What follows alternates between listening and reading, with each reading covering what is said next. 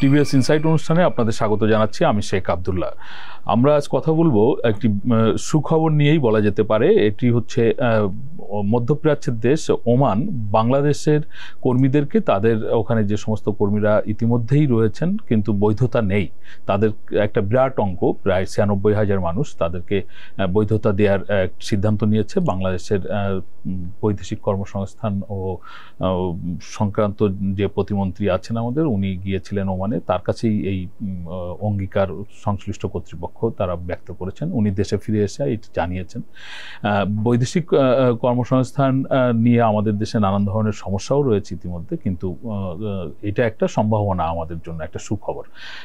এই খবরটি বিশেষভাবে প্রকাশিত হয়েছে টিভিএসে। খবরটি করেছেন টিভিএসের কামরান সিদ্দিকী। আমরা তার কাছ থেকেই বিস্তারিত শুনবো যে ওমানে এখন কি ধরনের সুবিধা আমাদের কর্মীরা পাবেন এবং আগামীতে ওমান বাংলাদেশে কর্মী নেওয়ার ক্ষেত্রে কি কি ধরনের সুযোগ সুবিধা দিতে যাচ্ছে।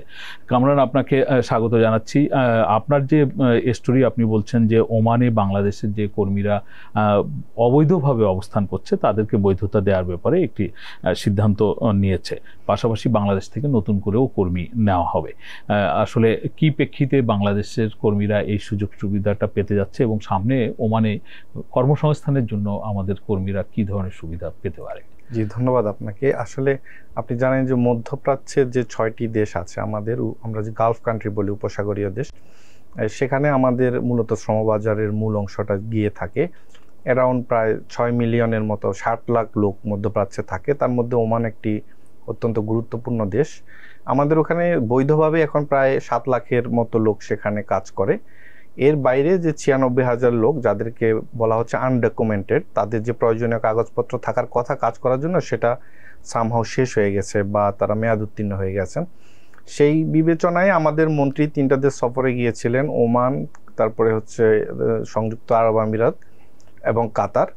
ওমান কর্তৃপক্ষ, তাদের শ্রমমন্ত্রীর সাথে ওনার বৈঠক হয়। সেখানে তারা এই বিষয়টাতেই খুব স্পষ্টভাবেই বলেছে যে এই আনডকুমেন্টেড লোকরা এখন সামনে থেকে বৈধভাবে কাজ করতে পারবে। এখানে সবচেয়ে তাদের জন্য বড় ধরনের রিলিফ হবে আমাদের কর্মীদের জন্য, যে এখানে একটা ফি দিতে হয়, প্রায় প্রতি মাসে 40 ওমানি রিয়াল করে দিতে হয়। যদি আপনি অবৈধ থেকে বৈধ হতে যান, এই চার্জটা আপনাকে দিতে হবে।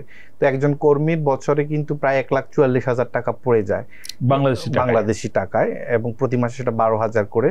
তো এই টাকাটা আমরা হিসাব করলাম, প্রায় এই পরিমাণ কর্মীর জন্য অন্তত 115 কোটি টাকা প্রতি মাসে দিতে হতো তাদেরকে, সব কর্মীকে, এই অবৈধ যারা আছেন। এখন আমরা তাদেরকে অনুরোধ জানিয়েছিলাম ওমানকে, যাতে এটা মাফ করে দেওয়া হয়, এবং তারা সেটাতে ইতিবাচক সাড়া দিয়েছে। তো আমাদের জন্য এটা অবশ্যই একটা অনেক ভালো দিক। আর সবচেয়ে গুরুত্বপূর্ণ হচ্ছে, আসলে ওমানে তো আমাদের মূলত, আপনি জানেন যে আমাদের শ্রমবাজারটা মূলত আমরা অদক্ষ বা স্বল্প দক্ষ কর্মীর বাজার হিসেবে বিশ্ববাজারে পরিচিত। ওমানেও সেটা, আমাদের মূলত লেস স্কিল লোকরাই যে গিয়ে থাকে। কিন্তু সম্প্রতি গত 8 মাস আগে অক্টোবরে হচ্ছে ওমান এই ভিসাটা বন্ধ করে দেয়, সব ধরনের ভিসা ইস্যু বন্ধ করে দেয়। তো আমাদের মন্ত্রী সফরের সময় তারা কমিট করেছে যে তারা আপাতত স্কিল, যা দক্ষ কর্মীদের জন্য এটা ওপেন করবে। স্কিল বলতে কি? স্কিল স্পেশালি প্রফেশনাল, আমি যদি খুব স্পেসিফিক বলি, যেমন doctor, engineer, nurse, teacher, accountant, investor, এরকম আরও কিছু, এবং ফ্যামিলি ভিসা এবং ভিজিট ভিসা, যারা গালফের অন্য কান্ট্রি যাবে তারাও যেতে পারবে। বাট লেস স্কিল যারা, যারা আসলে যাওয়ার, বাংলাদেশে যারা যায়, তাদের জন্য সেটা এখন ওপেন হয়নি। তবে একটা ইতিবাচক কথাবার্তা শোনা গেছে যে তাদের জন্য সুযোগটা করে দেওয়া হবে আর কি, হয়তো বা এরকমই শোনা যাচ্ছে, এবং এটাই অপেক্ষা যে কখন এটা খুলে দেওয়া হবে বাজারটা, এটা। আর আমি এখানে একটা বিষয় বলা দরকার, কেন আসলে বাজারটা বন্ধ হয়ে গেছিল। তারা এখানে একটা বড় ধরনের সমস্যা তৈরি হয়েছে, যে এক ধরনের এই কর্মী যাওয়াকে কেন্দ্র করে, এটাকে আপনি হিউম্যান ট্রাফিকিংও বলতে পারেন, বা একটা অবৈধ ভিসা বাণিজ্য হয়েছে, যেটা আমরা মালয়েশিয়ার ক্ষেত্রে শুনেছি, সৌদি আরবের ক্ষেত্রে শুনেছি, ওমানের ক্ষেত্রেও এটা ব্যতিক্রম না। ওমানে তাদের এক ধরনের এমপ্লয়াররা এর সঙ্গে জড়িত, তার হয়তো ওখানে ইন্ডিভিজুয়াল ছোট ইন্ডিভিজুয়াল লেভেলে আমাদের কর্মীরা ওমানে বেশি গিয়ে থাকে। যেমন সৌদি আরবে কিন্তু বড় ফার্মে যায়, বিশেষ করে বড় বড় কনস্ট্রাকশন ফার্ম বা বড় হোটেল, ক্লিনার, তারপরে কনস্ট্রাকশন ওয়ার্কার। বাট ওমানে হচ্ছে হয়তো কারো একজন, তার কাছে ছোট কোনো দোকান আছে, বা নিজস্ব কোনো ঘরের জন্য ঘরবাড়ির কাজ, গৃহস্থালিক কাজকর্ম করবে। তো সেখানে কি করে, তার লোক লাগবে 2 জন, উনি বলে যে আমার লোক লাগবে 5 জন। এবং এর সঙ্গে ওখানে মিডলম্যান আমরা তাদেরকে দালাল বলে থাকি, আমাদের এখানকার এজেন্সি এবং দালাল এদের একটা যোগসাজশ থাকে। তো ওরা এভাবে লোক নিয়ে তাদেরকে ফ্রি ভিসা বলে ছেড়ে দেয়। আসলে ফ্রি ভিসা বলে কোনো ভিসা নেই, এটা ভেরিফিকেশনের দায়িত্ব কিন্তু ওই দেশের অথরিটির, এবং আমাদের এম্বাসিরও দায়িত্ব আছে যখন তারা ভিসা অ্যাটাস্টেশন করবে, মানে ডিমান্ড লেটারটা, কিন্তু সেটা এখানে গ্যাপ হয়েছে। তো এই কারণে সম্প্রতি গত বছরে অনেক লোক মানে অতিরিক্ত তারা বলা হচ্ছে যে প্রয়োজনের চেয়ে বেশি লোক চলে গিয়েছিল। গত বছরে আমরা দেখতে পাচ্ছি যে 1 লাখের উপরে আমরা সেখানে লোক পাঠিয়েছিলাম।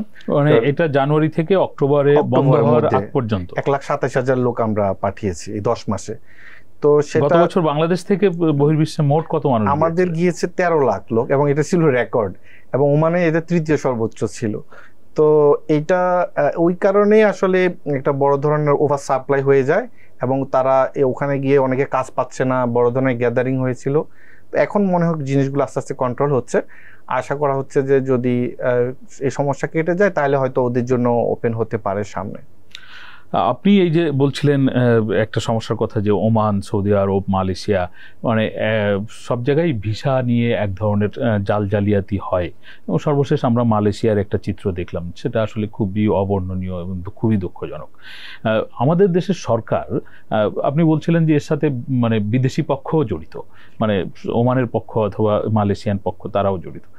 আমাদের সরকার যে সমস্ত দেশে আমাদের লোকজন বেশি বেশি করে যাচ্ছে তাদের সাথে আলাপ আলোচনা করে এই যে একটা মানে জালিয়াতি অথবা আপনি বলছিলেন ট্রাফিকিং, এইটা বন্ধ করার কি কোনো পদক্ষেপ নিচ্ছে? এটা মানে ভিসা ট্রেডিংটা আসলে আমাদের অভিবাসন খরচের মূল মানে বেড়ে যাওয়ার মূল অন্যতম প্রধান কারণ হচ্ছে এই ভিসা ট্রেডিংটা। মানে আমাদের এজেন্সিগুলো ওখান থেকে এই ভিসাটা সেসব এজেন্সি থেকে কিনে আনে, এজেন্সিরা আবার এমপ্লয়ারদের কাছ থেকে এটা নিয়ে আসে। কিন্তু কথা ছিল সরাসরি এমপ্লয়ার, এটা কোনো মাঝখানে কোনো বাণিজ্য হবে না বা অতিরিক্ত লোক যাবে না। এটা আমাদের সরকারে, আমরা যেহেতু সেন্ডিং কান্ট্রি, আমরা লেবার সেন্ড করি, তারা ডেস্টিনেশন কান্ট্রি, আমরাও অলওয়েজ একটু দুর্বল পজিশনে থাকি বাইল্যাটারাল যে এগ্রিমেন্টগুলো হয়, চুক্তিগুলো হয়। কারণ আমাদের যে একটা আমাদের কর্মীদের সুরক্ষার জন্য সেখানে যে ধরনের শক্ত ধারা থাকা উচিত সেটা কিন্তু থাকে না, বা কর্মীরা বিপদে পড়লে তাদেরকে যে ধরনের জবাবদিহিতার মধ্যে এমপ্লয়ারকে আনা হবে, এটা আমাদের গ্যাপ হয়ে যায়, যেটা আমরা মালয়েশিয়ার ক্ষেত্রেও জানি, আমাদের সৌদি সহ বিভিন্ন দেশ। কারণ আমরা বেশি কথা বলে এরকম একটা ভয় আছে যে আবার শ্রমবাজারটা যদি বন্ধ হয়ে যায়, আমরা যদি বেশি নেগোশিয়েট করতে যাই, তারা যদি আমাদের লোকদেরকে না যেতে দেয়, এই ধরনের একটা মনস্তাত্ত্বিক মানে আমরা দুর্বলতায় ভুগি। কামরান, সরি আপনাকে ইন্টারাপ্ট করছি, যে আপনি তো দীর্ঘদিন এই খাতে কাজ করছেন, আপনার অভিজ্ঞতা অনেক। আপনি এই যে বলছেন যে সেন্ডিং কান্ট্রি হিসাবে আমরা কোনো চুক্তি করতে গিয়ে একটা দুর্বল অবস্থানে থাকি, বাংলাদেশের মতো সেন্ডিং কান্ট্রি তো আরও অনেক দেশ আছে, আমাদের পার্শ্ববর্তী দেশগুলো তো মানে ভারত, পাকিস্তান, তারাও সেন্ডিং কান্ট্রি, ইভেন নেপালও কিন্তু সেন্ডিং কান্ট্রি। তারা কি চুক্তি করতে গিয়ে আমাদের মতো এরকম দুর্বল পজিশনে থাকে? আমরা তো মানে যখন মানে যে শর্তগুলো দেখি সেখানে মনে হচ্ছে যে আমরাই এগুলো মেনে নিই। কারণ ধরেন মালয়েশিয়ার ক্ষেত্রে যেটা হয়েছে, মালয়েশিয়াতে সব 14টা সেন্ডিং কান্ট্রি আছে, তাদের কর্মী পাঠায়। অনলি বাংলাদেশ হচ্ছে একমাত্র দেশ যেখানে তারা, যেটাকে বলা হচ্ছে এজেন্সি সিন্ডিকেট, মানে মাত্র 100টা এজেন্সিকে ওরা ফিক্স করে দিয়েছে লোক পাঠানোর জন্য। নেপাল বা অন্য যে দেশগুলো আছে কারো ক্ষেত্রে এই ফিক্স করে দেয়নি তারা।